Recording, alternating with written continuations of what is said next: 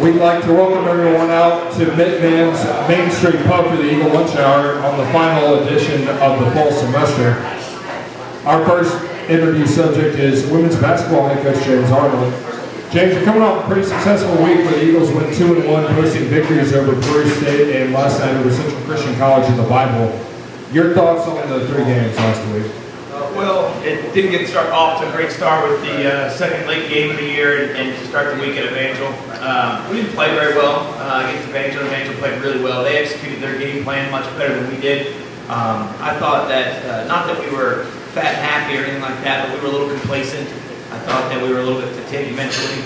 And we didn't execute our scouting report very well. We weren't very up on that as well as we had been. And I thought they wanted the game to be in the 50s. We need the game to be in the mid-60s, and they certainly executed their game plan much better than we did. And so that was tough. We had some opportunities, but at the end of the day, we can't have 5 players equal the scoring total of one of their players. We didn't shoot the ball particularly well, and again, they out-executed us and did some better things. And so that was kind of a negative, but I thought at the time we were kind of right for the picking, and to bounce back, to get the Peru State win, who's much improved. And then last night was a great opportunity for everybody to get some time. What were you able to take away from the Evangel game that helped translate into a victory against Peru State on Saturday night? Well, we've got a lot of new faces and we're still pushing buttons. We're still trying to figure out combinations. I didn't think the Evangel job was my best coaching at all. We didn't play particularly well, and I didn't coach particularly well at times. We're still trying to figure out combinations at certain times and certain aspects. We have a group that's real athletic that doesn't necessarily value the ball as well. We have a group that's not as athletic, but maybe shoots a little bit better. And how we combine those and how we put those 2 groups together can be challenging for us. So we're still trying to learn from that. What I do know is I think the girls did learn from the fact that they don't give big games away. Big games are tough. And I thought against Peru down the stretch, we showed some resiliency that we didn't show against Evangel and Springfield. What did picking up the first conference win against Peru State inside Puck here on Saturday do for the spirit of your team? Well, we wanted to bounce back. We've talked about all year. We have very few concrete goals, but one of those concrete goals is that we don't want to have losing streaks.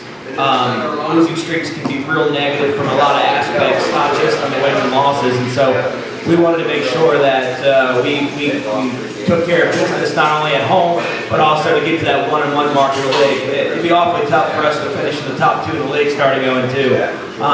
Our first schedule, men's and ours first league schedules aren't easy. With Evangel on the road and then Mid-Am on the road, 2 of the top teams in the league, and then of course to that Peru State, it was very important to get. When you examine how your team played in the Peru State game, what stood out to you from the game, and who were some of the impact players that you thought made the difference in the victory? Well, we've had a lot of different people step up, and I thought the Peru State game was another example of that. Raylan Nuss shot the ball much better, and I thought that was big. We shot them out of their zone, which was helpful for us to be able to get the ball inside a little bit. Brittany Joseph continues to do some good things, both from a rebounding standpoint and scoring in the paint. And I thought Jasmine Poteet played especially well. Her athleticism matched up with some of the athletes that Peru has, and was certainly advantageous for us. And I think that the Peru game was again, it was building on the Evangel situation of trying to figure out from a coaching standpoint and from the player standpoint, trying to know their personnel a little bit better and trying to figure out in certain game situations what we can go with and what we can be successful with. Peru State's Courtney Ward is one of the top rebounders in the league, yet you were able to neutralize her with your post players. Your thoughts on how they were able to contain her and the strategy going into the game and facing the Bobcats? Courtney's really good. She's a load. She's probably one of the best rebounders in the country, definitely in this league. When I said earlier that we didn't execute our scouting report very well against Evangel, one of the things we had done is we had done a really good job on the top 3 or 4 people in scouting reports and executing our plan against them. Against Evangel, we did it all. We allowed their top 3 players to be better than our top 7 players. Against Peru, it was a really nice bounce back because I thought the kids really focused on the scouting report. Both Courtney Ward and number 3, Carly Stewart, those are their top 2 scorers, and we did an excellent job of executing by pinching down and gang rebounding, guard coming down to help rebound Ward, by not letting Stewart get shots off. And so it was really nice to see them refocus on the scouting report. The Eagles are 3-0 against the Bobcats since Peru State joined the Heart of America Athletic Conference. How do you think your team has been able to dominate them in their first 2 years in the league? Well, I thought Peru last year, they had to transition from NAI Division 2 to Division 1, and I think that last year was a transition year for them, and they just struggled a little bit. So that was, we were fortunate last year up there, and here we were just better. This year, they're significantly better. They've got more depth. They're having some trouble finishing games right now, it looks like. But they've had some teams on the road. They had Wesleyan beat. They played well last night, losing to Rogers State by 8 or 9. They had Mid-Am on the ropes a couple weeks ago. I think they're real close. We've been fortunate in a lot of situations. I know I don't look forward to taking that trip up to Nebraska to play them up there. But we've been fortunate. And again, I think last year they're still transitioning from their old league to the HAC. Looking at the game last night, Central Methodist was only up 7 points in the first half in a game I think you and most people expected to win pretty comfortably.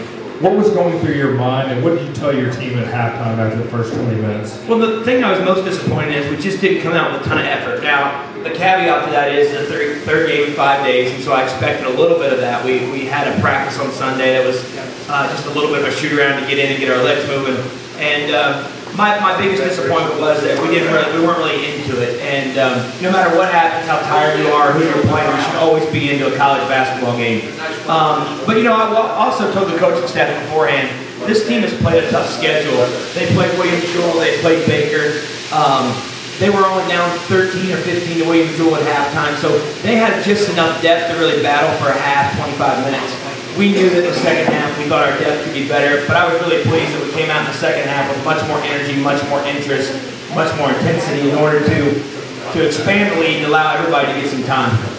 As you just alluded to, your team was able to open up in the second half by hitting 11 of the team's 13 three-pointers after intermission. What do you think the three-point shooting did for your squad? And talk a little bit about the play of your guards. Well, Taylor Corneliuson had 12 points on like 15 minutes of play. She had the first 6 points in the second half, I believe. So when you're scoring inside, they went to a zone. And their depth, I think a lot of our stats can be attributed to their lack of depth. And they certainly were worn out. And so when they went to the zone, it allowed our shooters to be open. Now, you still have to make those shots, so I was really pleased to see that. We haven't been shooting the ball particularly well, so one of the reasons games like that are nice, especially in the third game in 5 days, is to get a chance to maybe see the ball goes in the net a little bit, gain some confidence, and have some kids put some smiles on their faces. And when you score points and everybody's feeling good, then hopefully after today off tomorrow, everybody comes back into practice and works a little harder. 7 of your players scored at least 8 points in the game. Your thoughts on the balance and what you think allowed the team to spread the ball out so well? We've got a lot of weapons, so I attribute we have 7 or 8 weapons on our team, and I think that's what's going to allow us to be pretty successful this year. When we go back to the games that we've been close and barely won, or go back to the Evangel loss, we've let 4 or 5 of our weapons be equivalent to one of their weapons, and so then we negate the whole idea of having that depth. We even had a kid, Brittany Hotzenpiller, who was just playing extremely well in practice, and a senior that's bought her time and trying to get more time for her, but it was a great opportunity to see her come in and get some baskets. Nakia Robinson can really shoot the ball and hasn't been shooting it very well. And of course, Raylan Nuss and Gavin Cole are some of the better shooters in the league. So when they went to that zone, and because they were tired, we were able to take advantage of that, so it was nice. Central Methodist is off to a 10-1 start through its first 11 games. You had a 9-game winning streak, which was the second longest for the Eagles since 1997. Your thoughts after the first 11 games in the first third of the season? Well, it's certainly nice to be where we are record-wise, but at the end of the day, we're still in the middle of the pack and a half at 1-1. And we've got to go to Mid-Am, who was an absolute load on Saturday. We're fortunate the coaching staff, Coach Coley and Jeanette have done an outstanding job of breaking film down the last few days.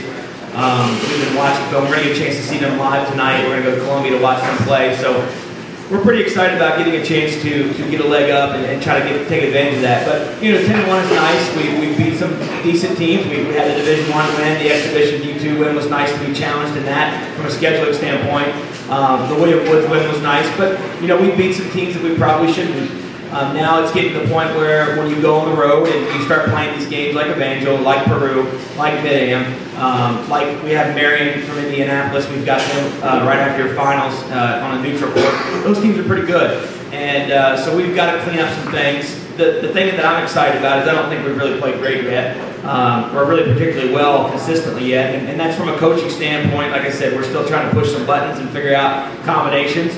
And then, you know, the kids are still getting accustomed to one another, and we haven't had a ton of practice time.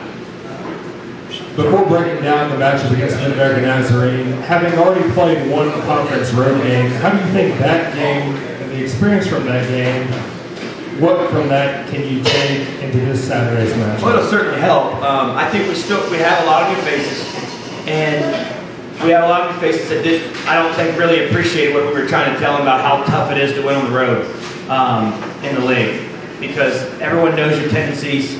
Other coaches and coaching staffs, they work as hard as we do for those basketball games, and when you're on the road in the league, you know, it comes down to grit, it comes down to executing a game plan, it comes down to smarts, it comes down to being tough, and we got out all those things against the Evangel. So I think that maybe we have their ear a little bit more going into Saturday's game against Mid-Am. Mid-Am is extremely deep. They're the deepest team in the league by far. They were deep last year. They have everybody coming back. They added a freshman that's a big-time player. They added her sister, who is a Division II Player of the Year in the MIAA Conference. They added another Division I transfer. The team is very, very deep. They're beatable, but we're going to have to play better, have to take better care of the basketball. We'll have to keep them off the offensive boards and do a better job there. And we're going to have to make some shots, obviously, on the road. The game at 15th ranked Mid-America Nazarene will be the Heart of America Athletic Conference Women's Basketball Game of the Week. What do you think that type of notoriety will bring, and how do you think your players will be up to the challenge? Well, it's nice because, you know, the Hack will be there tweeting and be there covering the game, and win, lose, or draw, it's great exposure. Win, lose, or draw, it's a great opportunity for us to see really where we're at. I think Mid-Am will be, obviously, I think the best team we've played so far, if not right up there with Bleeding Woods and Raleigh and Chicago State. So it's going to be an opportunity for us. Last year we were Game of the Week against Baker, and we were able to win that one, so maybe we were able to follow it up, and the Game of the Week would be a good thing for us.